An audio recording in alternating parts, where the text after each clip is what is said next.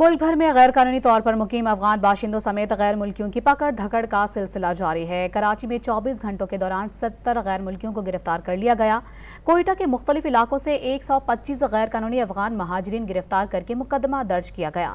پنجاب میں بھی غیر قانونی افغانوں کے گرد شکنجہ سخت کر دیا گیا ہے۔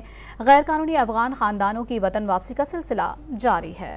کراچی کے علاقے کلفٹن نیلم کالونی میں پولیس نے کامبنگ آپریشن کے دوران 14 افغان باشندوں کو گرفتار کر کے مقدمہ درج کر لیا۔ آپریشن کے دوران علاقے کے داخلی اور خارجی راستوں کو سیل کر دیا گیا تھا۔ کراچی میں سائٹ ایریا، سپر ہائی وے، جنجال گوٹ اور اس کے اطراف بھی غیر قانونی طور پر مقیم تارکین وطن کے خلاف آپریشن کیا گیا۔ پولیس نے 24 گھنٹوں کے دوران مختلف آپریشنز کے دوران 70 غیر ملکی باشندوں کو گرفتار کر کے فورن ایکٹ کے تحت مقدمات درج کر لیے۔ ان غیر ملکی باشندوں کو ڈیپورٹ کیا جائے گا۔ کراچی کی ماتحت عدالتوں میں آج بھی مختلف علاقوں سے گرفتار کیے گئے 500 سے زائد غیر قانونی افغان باشندوں کو پیش کیا گیا۔ بیشتر ملزمان کے پاس سے پاکستانی شناختی کارڈز بھی برآمد ہوئے۔ پنجاب میں بھی غیر قانونی مقیم غیر ملکیوں کی نشاندہی اور گرفتاری کے لیے اقدامات کیے جا رہے ہیں۔ اسلام آباد میں غیر قانونی افغان کچی بستیوں کے خلاف آپریشن تیزی سے جاری ہے۔ غیر قانونی مقیم افغان شہریوں کی بستی کے خلاف بھی گرینڈ آپریشن شروع کر دیا گیا۔ کوئٹہ کے مختلف علاقوں سے 125 غیر قانونی افغان مہاجرین کو گرفتار کر کے مقدمہ درج کر لیا گیا۔ بلوچستان بھر سے اب تک 2000 سے زائد افغان مہاجرین کو گرفتار کیا جا چکا ہے۔